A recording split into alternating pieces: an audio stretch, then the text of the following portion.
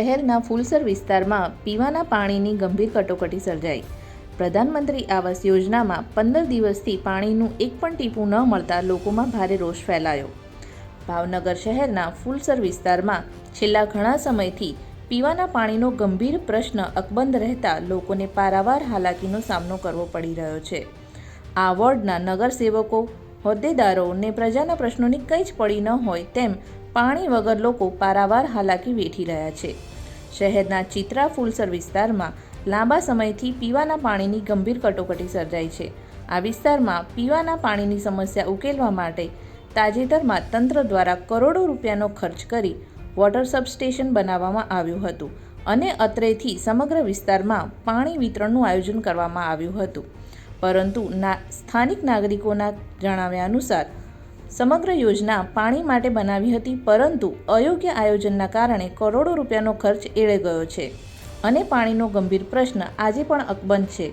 ત્યારે આજરોજ આ વિસ્તારમાં આવેલ પ્રધાનમંત્રી આવાસ યોજનાના રહીશોને છેલ્લા 15 દિવસથી પીવાનું પાણી ન મળતા 300 વ્યક્તિથી વધારેનું ટોળું BMC કચેરી ખાતે રજૂઆત કરવા માટે દોડી આવ્યું હતું અને પાણી પ્રશ્ન હલ કરવા માટે ઉગ્ર માંગ કરી હતી। લોકોએ જણાવ્યું હતું કે આ વોર્ડના નગરસેવકો લોકોના પ્રશ્નને લઈને જરા પણ ગંભીર નથી અને તેઓની કોઈ જ રાવ સાંભળવામાં આવી ન હતી।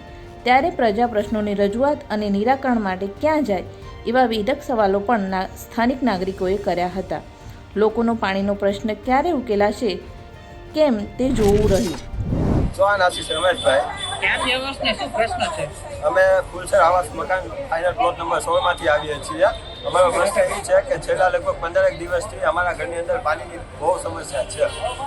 વારંવાર રજૂઆત કરવા છતાંય એ પાણીનો પ્રશ્ન સોલ્વ થતો નથી અને આના પહેલાં પણ BMC દ્વારા જે આપવામાં આવેલા આવાસના મકાન છે એ સંતોષકારક જરા પણ નથી। એનું કારણ એટલું કે જે PVCના દરવાજા આપેલા છે એ તદ્દન નબળી ક્વોલિટીના આપેલા છે। કોઈ પણ પ્રકારની એની અંદર ચેકિંગ કરવામાં આવેલું નથી। જે લિફ્ટના પ્રશ્ન છે એ પણ આવાસના મકાનની અંદર ગુના કરા છે।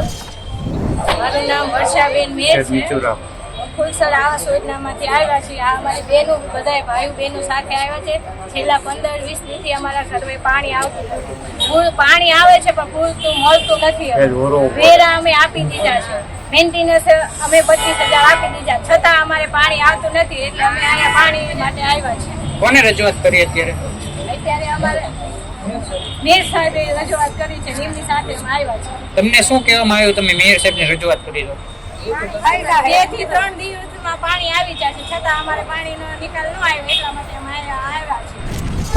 શું પ્રશ્ન છે? પ્લોટ નંબર 16 ફૂલસર આવાસ યોજનામાંથી શું પ્રશ્ન શું છે? પાણીનો પ્રશ્ન છે। છેલ્લા 15 દિવસથી પાણી સાવ આવતું નથી અમારે, બરોબર છે, ને કોઈ સંતોષકારક આવાસ છે નહીં, બરોબર। છેલ્લા 6 મહિનાથી રહેવા ગયા છીએ, કોઈ સંતોષ મળ્યો નથી। પ્રમુખ, ઉપપ્રમુખ બધાને આપણે જાહેરાત કરી છે પણ કોઈ સરખો જવાબ દેતા નથી, બરોબર। કોર્પોરેટરો એના રીતે દોડે છે, બરોબર, ઉપર રજૂઆત કરે છે પણ એનેથી કામ ન થયું એટલે અમારે બધી આખી સોસાયટીને ભેગા મળીને અહીંયા મ્યુનિસિપાલિટી આવવું પડ્યું છે અને અમારા પ્રોબ્લેમનું નિરાકરણ વહેલી તકે આવી જાય એટલી અમે આશા રાખીએ છીએ।